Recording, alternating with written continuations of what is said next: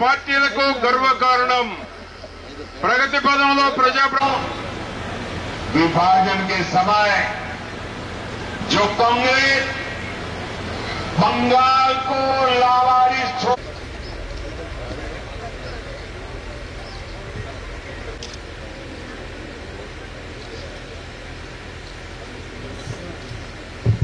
ఆ కాలువలను పూర్తి చేయండి, కాలువలను వెడల్పు చేయండి, వెడల్పు చేసి సిమెంట్ లైనింగ్ చేయండి.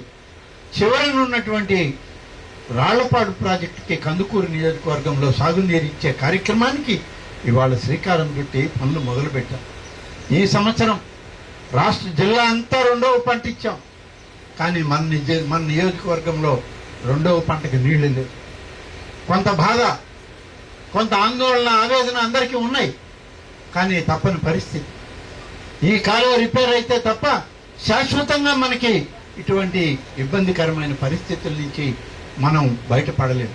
అందుకని మొదటి 1-2 సంవత్సరాల్లో కొన్ని ఇబ్బందులు ఎదురైనా సరే తప్పనిసరిగా ఈ కాలువను వెడల్పు చేసి సిమెంట్ లైనింగ్తో పూర్తి చేయగలిగితే ఆత్మకూరు నియోజకవర్గంలో సస్యశ్యామలంగా 2 పంటలకి నీళ్లు ఇచ్చే అవకాశం మన సోమశిల ప్రాజెక్టు ద్వారా, ఉత్తరపు కాలువ ద్వారా మనం సాధించుకోవచ్చు అనే ఉద్దేశంతో రైతులకి కొంత నష్టం, కష్టం జరిగిన మన పక్కన ఉన్నటువంటి ప్రాంతాలు రెండవ పంట వేసుకుంటున్నాం.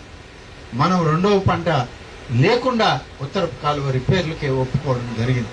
ముందే రైతాంగానికి అందరికీ చెప్పి కార్యక్రమాలు చేశాం. ఇవాళ ఆ పనులు మొదలుపెట్టారు, చేస్తూ ఉన్నారు. ఇంకొక సీజన్లో కూడా చేయాల్సిన పరిస్థితి ఏర్పడింది. ఈ 2 సీజన్లలో ఆ ఉత్తరపు కాలువని మనం కానీ సరి చేసుకోగలిగితే ఇక జీవిత కాలంలో ఎవరిని మనం అడగక్కర్లేదు.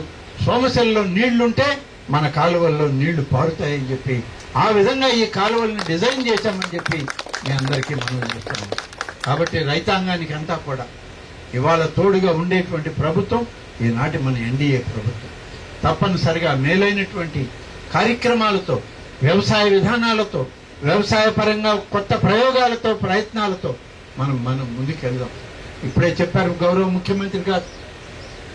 ఈ మధ్య మాకు కూడా కేబినెట్ మీటింగుల్లో శాస్త్రవేత్తల యొక్క నివేదికలు చూపించారు. 2 బస్తాల యూరియా వేయాల్సినటువంటి భూమిలో 6 బస్తాలు 7 బస్తాలు వేస్తాం. దాంట్లో ఏమొచ్చింది ఆ యొక్క ధాన్యంలో అంటే తిరిగి యూరియానే వస్తుంది. మనకి ప్రోటీన్స్ ఉన్న బియ్యం రావట్లేదు, ప్రోటీన్స్ ఉన్న ఆహారం తినే పరిస్థితి లేదు. కేవలం యూరియాను పండించుకుని తింటున్నాం. మనం యూరియాను వేస్తున్నాం, యూరియాను తింటున్నాం. ఇది పరిస్థితి. అందుకనే సాంకేతిక పరిజ్ఞానం, శాస్త్రవేత్తలు యూరియా, కెమికల్స్ వీటన్నిటిని కూడా తగ్గించండి. తప్పనిసరిగా మనం పూర్వపు విధానాల్లోకి వెళ్లాల్సిన అవసరం. మంచి పోషక పదార్థాలు, ఆహార నియమాలు ఉండాలి అని అంటే కావాల్సినటువంటి ఎరువుల్ని మనం కృత్రిమంగా మనం తయారు చేసుకొని ప్రకృతి పరంగా మనం ముందుకు వెళ్లాల్సిన అవసరం ఉందని ఇవాళ సాంకేతిక శాస్త్రవేత్తలందరూ కూడా చెప్తున్నారు. దానికనే మనం చేయాలి. అదేవిధంగా ఇవాళ ఎక్కడ నీళ్లు వచ్చినా వరి పెట్టడం అనేది ఆనవాయితీ అయిపోయింది. ఏం చేద్దాం? వరి ఇవాళ మన దేశంలో మనం పండించేటువంటి వరి మన దేశానికి సరిపడా ఇంకొక 3-4 సంవత్సరాలకు కూడా పండిస్తుంది. ఇప్పుడు పండినటువంటి వరి పంటను ఎవరు కొన్నారు? అందుకనే ఒక్కొక్కసారి బయట మార్కెట్లోకి వచ్చేటప్పటికి ధర తగ్గిపోతాం. వాళ్ళకి ఎక్స్పోర్ట్ లేదు, ఎందుకంటే బయట దేశాల్లో వాళ్ళు వరి పండించుకుంటున్నారు. మనకన్నా వాళ్ళు మంచి బియ్యాన్ని పండించుకుని తింటున్నారు. మనకి పోషక విలువలు లేని బియ్యం మనం పొందుతూ ఉంటే అన్ని రకాల ప్రోటీన్స్ ఉన్నటువంటి బియ్యాన్ని వాళ్ళు పండించుకుంటున్నారు. ఇప్పుడే చెప్పారు, మిర్చి 3 కంటైనర్లు చైనాకు పోతే వెనక్కి వచ్చాయి. ఆ 3 కంటైనర్లు ఎక్కడ పెట్టారు? ఎక్కడ పెట్టలా. ఏం సముద్రంలో పాలు చేయలే. అవి మళ్ళీ మన మార్కెట్లోకి వచ్చి మనమే తింటుంది. చైనా వాళ్ళకి అక్కర్లేని మిర్చి ఇవాళ ఈ దేశంలో సామాన్య జనం తినే పరిస్థితి వచ్చింది. కాబట్టి ఎంతసేపటికి మనం వరి మీదనే దృష్టి పెడితే ఆ వరి సాగు వల్ల రైతులకు ప్రయోజనం లేదు. రైతులకి పని తక్కువ అవచ్చు కానీ లాభం మాత్రం ఉండదు. దానివల్ల ఆరోగ్య భద్రత కూడా ఉంది.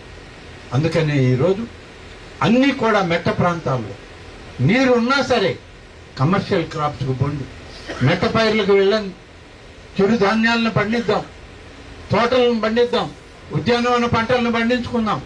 వాటికి మంచి మార్కెట్ ఉంది.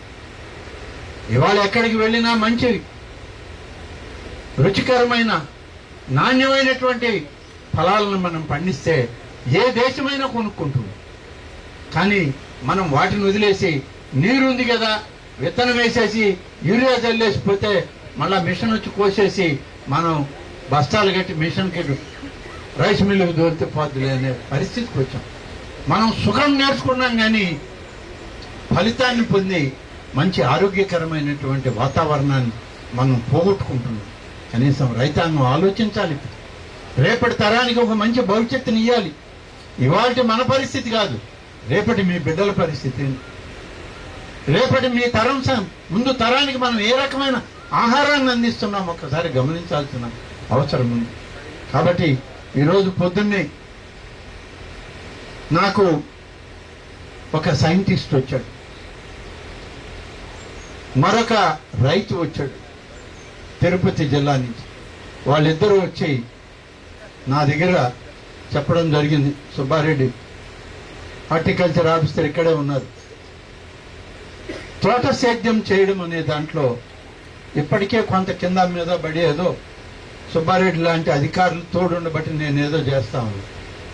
ఇవాళ వచ్చినటువంటి అధికారులు చెప్పారు, మీరు ఏ రకమైన ఉద్యానవన పంటలైనా మీ ఇష్టం వచ్చింది వేసుకోండి, దానికి మధ్యలో అంతర్ పంటల కింద అగరవుడ్ అనేటువంటి దాన్ని వేయండి అని చెప్పారు. ఈ అగరవుడ్ అనేది మనం టేక్ చెట్లు లేకుంటే యూక్లిప్టసో లేకుంటే చవకో ఇలాంటిదే అది కూడా. కానీ ఈ అగరవుడ్ అనేటువంటిది మామూలుగా మనం కటింగ్ అయిన తర్వాత సెంచరీ ప్లైవుడ్కి పంపించేటువంటి అగరవుడ్ కాదు. 8 సంవత్సరాలకి అది కోతకు వస్తుంది. ఆ చెట్టును 3 దఫాలుగా దాన్ని మనం కటింగ్ చేసుకోవచ్చు. ఆ అగరవుడ్లో నుంచి తీసేటువంటి ఆయిల్ ఏదైతే ఉందో అంతర్జాతీయ మార్కెట్లో ఇవాళ చాలా డిమాండ్ ఉన్నటువంటి ఆయిల్.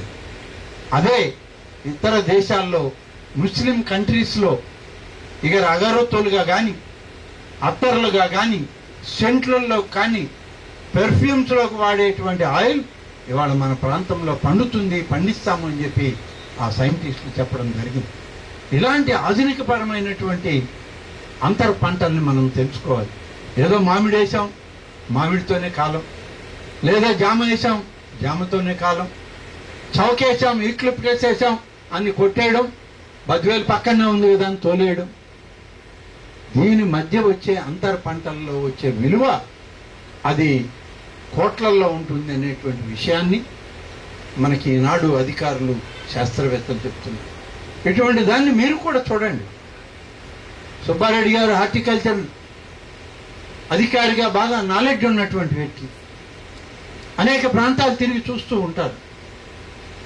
ఇప్పుడు ఏదైతే మనం ఇటువంటి అంతర్ పంటలు ఉన్నాయో వాటిని మన ప్రాంతంలో కూడా మన రైతాంగానికి చెప్పండి. ఏ చెట్టు మధ్యలో అయినా వేసుకోమంటున్నారు వాళ్ళు, ఎక్కడైనా వేయండి, ఏ భూమిలో అయినా, అదేమీ ఇబ్బంది లేదు. మీరు మామిడి తోటలు ఉన్నాయా, మధ్యలో వేయండి, ఇప్పుడే వేయండి. అదే 7-8 సంవత్సరాలు కాపు కాసే తోట అయినా సరే మీరు వేస్తే ఆ నీడలో ఇంకా ఏపుగా పెరుగుతుంది అగరవుడ్ ప్లాంటేషన్ అని చెప్తున్నారు. మరి ఇటువంటివన్నీ మనం కూడా చూడాలి. నాకు కూడా తెలియదు, ఇవాళ వాళ్ళు చెప్తుంటే విన్నా. సరే, ఇక్కడ హార్టికల్చర్ వాళ్ళు ఉంటారు కదా చెప్దామని అనుకున్నా. ఇప్పుడు వాళ్ళు ఉన్నారు కాబట్టి చెప్తున్నా. వాళ్ళు కూడా ఇటువంటివన్నీ కూడా వివరణ తీసుకొని విచారణ చేసి వాటి వల్ల రైతాంగానికి ఏ మేరకు లాభమో రైతాంగానికి చెప్పే పరిస్థితి రావాలి. కొన్ని భూముల్లో టేకు చెట్లు పెంచుకుంటూ ఉంటాం. 10 సంవత్సరాలు, 20 సంవత్సరాలు, 40 సంవత్సరాలు అయితే తప్ప టేకు మొక్క కటింగ్కి రాదు. ఈ 40 ఏళ్ళు మనం టేకు మొక్క మన ఇంట్లో ఉందని చూసుకోవడం తప్ప మన తోటలో మనకి ఎలాంటి ఆదాయం లేదు. అదే అంతర్ పంటగా ఈ అగరవుడ్డో లేకుంటే మరొకటో వేస్తే ప్రతి 8 ఏళ్ళకి ఒక కటింగ్ వస్తుంది. అది కటింగ్ రాకముందే ఇది 3 సార్లు కటింగ్ అయ్యి మనకి దానిలో ఉన్నటువంటి ఆయిల్ అది పర్ఫ్యూమ్గా మారి ఇతర దేశాలకు ఎగుమతి అయ్యే పరిస్థితి. ఇలాంటివి అనేక రకాలు ఉన్నాయి, ఇది ఒక్కటే కాదు. వాటన్నిటినీ అధ్యయనం చేయాల్సిన అవసరం ఉంది. రైతాంగం దాని మీద కూడా దృష్టి పెట్టండి. కేవలం మనం అందరం ఒక రకమైన విధానమైన వ్యవసాయానికి అలవాటు పోయాం పూర్వీకుల నుంచి. నీళ్లు రాకపోతే సద్దా జొన్న, నీళ్లు వచ్చిందంటే నీళ్లు చూసామంటే వరేసేది, ఇంకొకటి లేనే లేదు మనకి. ఇవాళ అవి కూడా మనకి చేదు గుళికల్లాగా మారిపోయాయి. మనం పండించేటువంటి ధాన్యం, ఆ ధాన్యంలో ప్రోటీన్స్కి బదులు యూరియా కెమికల్సే ఎక్కువ ఉన్నాయనంటే మన ఆరోగ్యాన్ని మనమే చెడగొట్టుకుంటున్నాం అన్నటువంటి విషయాన్ని మనం గుర్తించుకోవాలని మనం చేస్తున్నాం. ఈ మధ్య నా దగ్గరికి వచ్చారు చాలా మంది మన రైతులే. జేడీ గారితో గొడవ మాకు. ఆమె ఒక యాప్ పెట్టింది, ఈమె పెట్టలేదులే పాపం, రాష్ట్రం అంతా ఒక యాప్ పెట్టారు. ఆ యాప్లో రైతు ఎవరైనా నా భూమి ఇది అని ఎకరా ఇంత అంటే 2 బస్తాలు యూరియా ఏమని ఇప్పుడే ముఖ్యమంత్రి గారు కూడా చెప్పారు. ఆ 2 బస్తాలు యూరియా అన్నారు. సరే, ముందు 2 బస్తాలు తీసుకొని వాళ్ళు యూరియా వేసి తర్వాత మాకు చాలలేదు అనొచ్చు కదా. అవి మాకు 2 బస్తాలు వేయిస్తారని మొదట్లో తవ్వు పెట్టుకున్నారు. మేము 6 వేసాం 7 వేసాం పోయినసారి అని అంటే ఏం జరుగుతుందంటే, మొన్న జరిగినటువంటి సమావేశాల్లో వీళ్ళు మరి శాస్త్రవేత్తలు, జిల్లా కలెక్టర్లు అందరూ కూర్చొని స్టడీ చేస్తే వచ్చినటువంటి నివేదికల్లో, ఆ ప్రయోగశాలల్లో నుంచి వచ్చిన నివేదికలు కానీ చూస్తే ఇది బియ్యమే కానీ ఇందులో ఉండేది యూరియా అని తెలుసు. 70% యూరియా ప్రమాణాలు కలిగిన బియ్యాన్ని మనం తింటున్నాం. అంటే దాంట్లో ఉన్నది బియ్యం విలువలు 30%, యూరియా విలువలు 70% తింటున్నాం మనం. నేను కూడా తింటున్నాం. అది మనం పండించేటువంటి పంట. ఇది వద్దు, ఇది తగ్గించాలనేది ప్రభుత్వం యొక్క విధానం. ఆ యాప్లో ఎవరు లోడ్ చేసినా, ఎవరు దాని దగ్గరికి వెళ్ళి వాళ్ళకి ఇంత భూమి ఉంది అని చెప్తే దానికి 2 బస్తాలు యూరియా అంటే మాత మరీ కొట్లాడిన తర్వాత ఇక మేము గుక్క తిప్పుకోలేక ప్రభుత్వాన్ని ఒప్పించి 3 బస్తాలు యూరియా అని చేశాం. అంటే మేము కూడా తప్పే చేశాం. సరే, మరి 6ని 2 చేస్తే ఒకేసారి బాగుండదులే, ఈసారి 3 చేద్దామని 3 చేయించాం. పైసారికి 1.5 ఉంటుంది. నేను ఇప్పుడే చెప్తున్నా, ఓసారికి 1.5 బస్తా యూరియానే ఇస్తాడు సీఎం. ఆయన చూడండి ఎంత కఠినంగా మాట్లాడుతున్నాడు వ్యవసాయ విధానాల గురించి. ఆయన మాట్లాడేది ఆయనకి ఏమి ఇబ్బంది? మన ఆరోగ్యం కోసం, మన భవిష్యత్తు కోసం, రేపటి మన ముందు తరాల కోసం అంత కఠినమైన నిర్ణయాలు తీసుకుంటున్నారు. కాబట్టి ముఖ్యమంత్రి స్థాయిలో ఆ విధంగా ఉంటేనే కింది స్థాయిలో అధికారులు కూడా అంతే కఠినంగా మనతో వ్యవహరిస్తారు. జేడీ గారితో కొట్లాడితే ఏం చేస్తుంది ఆమె? ఆ అమ్మ ఏం చేయలేదు. ఈసారి 1.5 అంటే 1 ఇస్తానడు. కాబట్టి కొన్ని వాటిల్లో ప్రభుత్వ విధానాలతో కలిసి మనం కూడా ఉన్నటువంటి ఆలోచన విధానాలను మార్చుకొని మనం కూడా వ్యవసాయం చేయగలిగితే మన ఆరోగ్యానికి మనకి బాగుంటుంది, సమాజానికి మంచి చేసిన వాళ్ళం అవుతాం, రేపటి తరానికి మంచి ఆరోగ్యాన్ని ఇచ్చిన వాళ్ళం అవుతాం.